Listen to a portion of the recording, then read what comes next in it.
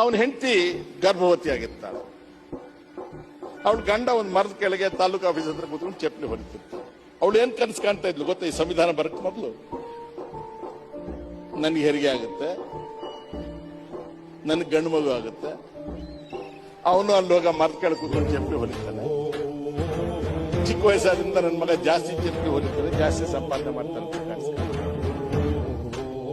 ಇವತ್ತು ಈ ಸಂವಿಧಾನ ಬಂದ ಮೇಲೆ ಅವಳು ಕನಸು ಕಾಣ್ತಾ ಇದ್ದಾಳೆ, ನನ್ನ ಮಗ IAS ಮಾಡ್ತಾನೆ, ನನ್ನ ಮಗ ಹೈಕೋರ್ಟ್ ಜಡ್ಜ್ ಆಗ್ತಾನೆ, ನನ್ನ ಮಗ ವಿಜ್ಞಾನಿ ಆಗ್ತಾನೆ ಅಂತಕ್ಕಂಥ ಕನಸನ್ನ ಕಾಣುತ್ತೆ. ಅದೇ ಈ ಸಂವಿಧಾನ ತಂದಿರ್ತಕ್ಕಂಥ ಮಾತು.